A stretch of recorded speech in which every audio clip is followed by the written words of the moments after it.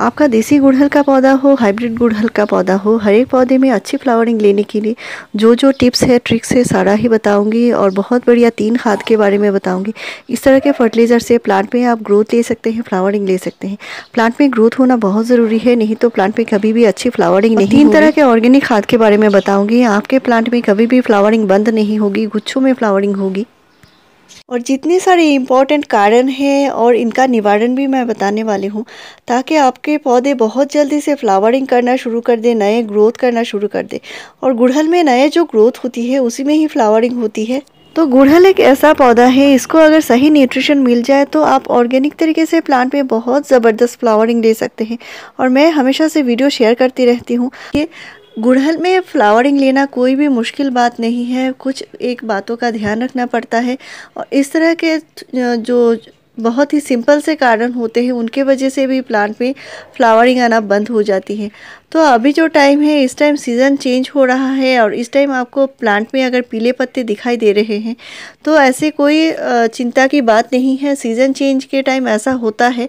और देसी गुड़हल में क्या होता है, पौधे के जो पत्ते के जो कलर होते हैं वो जैसे लाइट बैंगनी कलर के होने लगते हैं, पर्पल कलर के होने लगते हैं। वो भी इतना ज़्यादा सोचने की बात नहीं है, वो विंटर की वजह से होती है।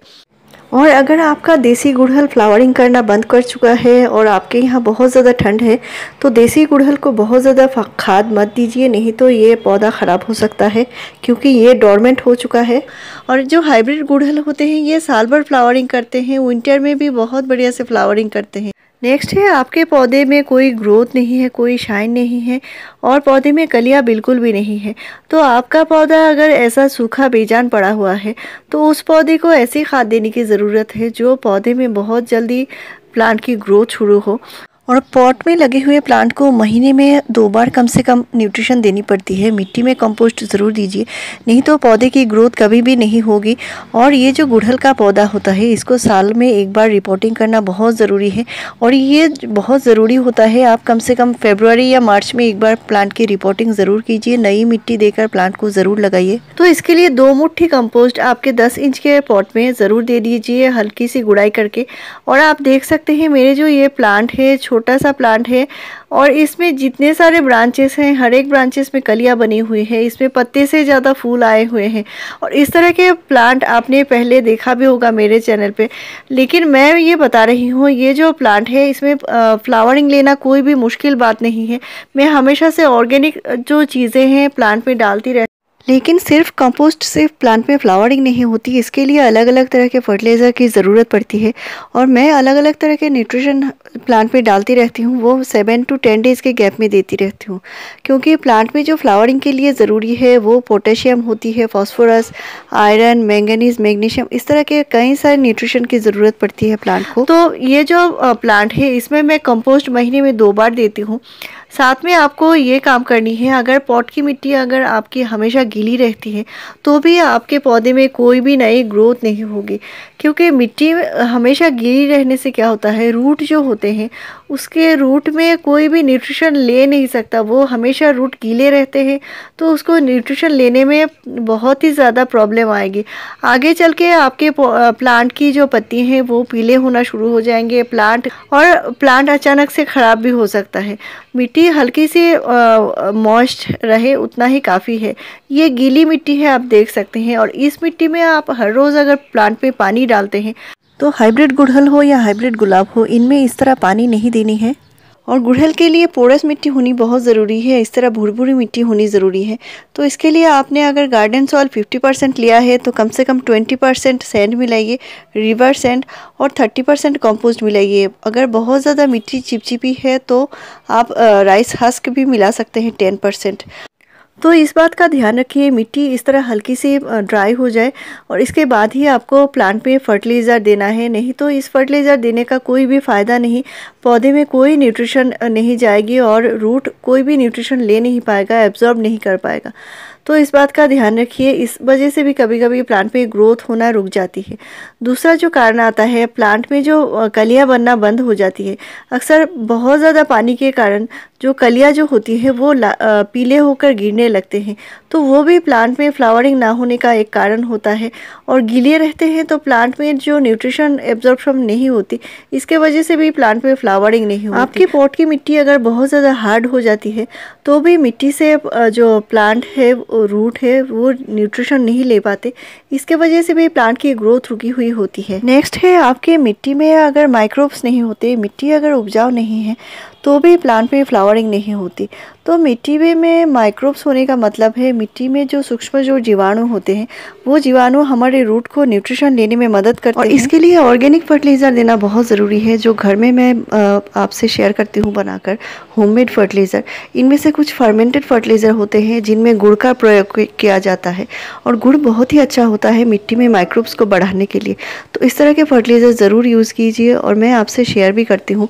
छाछ का यूज़ कर सकते हैं, इस पर भी मैंने पहले से वीडियो शेयर किया हुआ है। नेक्स्ट है, मिट्टी का पीएच बैलेंस अगर सही नहीं है तो भी आप कितना भी फर्टिलाइज़र दे दीजिए, प्लांट में इसका कोई असर नहीं दिखेगा, प्लांट की ग्रोथ नहीं होगी, फ्लावरिंग भी नहीं होगी।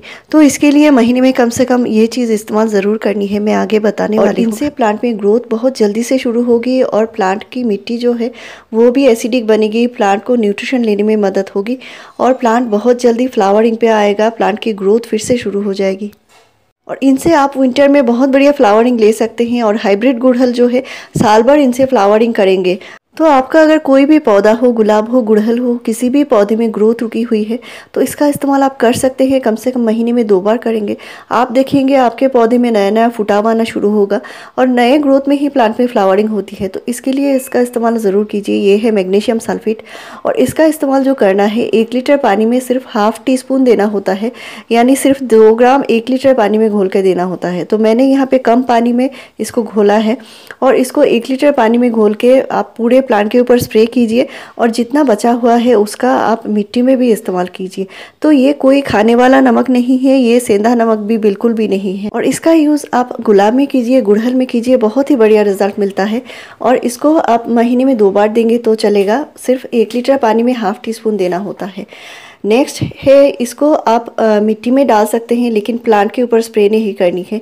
ये भी बहुत ही ऐसी ही कारगर चीज़ है। ये मिट्टी को जो बैलेंस बनाती है, मिट्टी का जो पीएच बैलेंस है वो सही होती है।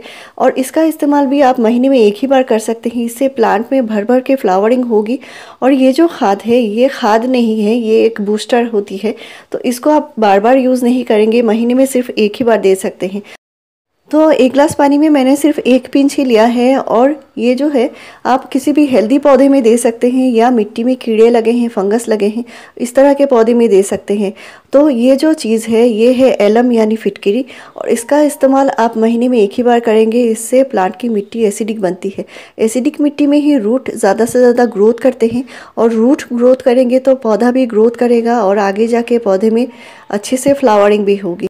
और सिर्फ इतना सा टुकड़ा ही मिट्टी में देना है, बहुत ज़्यादा एक साथ नहीं देना है, नहीं तो पौधे में नुकसान हो सकती है। नेक्स्ट है, आपके पौधे में फ्लावरिंग के लिए जो न्यूट्रिशन की ज़रूरत है वो अगर नहीं होगी तो आपके प्लांट में फ्लावरिंग बिल्कुल भी नहीं होगी। इसके लिए आप बनाना पील का फर्टिलाइज़र, अनियन पील का फर्टिलाइज़र, इस तरह के फर्टिलाइज़र दे सकते हैं। होममेड फर्टिलाइज़र के ऊपर मैंने 330 से ज़्यादा वीडियो शेयर किए हैं। इनसे आप बहुत बढ़िया प्लांट में फ्लावरिंग ले सकते हैं। और ये जो खाद है प्लांट की मिट्टी को भी उपजाऊ बनाएगा, प्लांट में कोई भी नुकसान नहीं है। मैं सालों से इस्तेमाल करती आ रही हूँ। और ये जो प्याज के छिलके हैं, मैंने यहाँ पे 1 मुट्ठी प्याज के छिलके को ½ लीटर पानी में डुबोकर रखा है 2 दिन के लिए। और इसका जो पानी है इसको निकाल लिया है। इस पानी को अच्छे से छान लेनी है, और इसको अच्छे से डाइल्यूट कर लेनी है। तो 3 गुना पानी मिलाकर ही पौधे में देना है। और इसको आप 7 दिन के गैप में पौधे में डालेंगे तो पौधे में बहुत ही ज़बरदस्त फ्लावरिंग होगी। मैं ऑर्गेनिक तरीके से प्लांट में बहुत बढ़िया फ्लावरिंग लेती हूँ। और मेरे चैनल पर आपको ऐसे ही बढ़िया जानकारी मिलती रहे कि मेरे चैनल को ज़रूर सब्सक्राइब कीजिए, लाइक शेयर और कमेंट कीजिए। वीडियो पूरा देखने के लिए थैंक यू।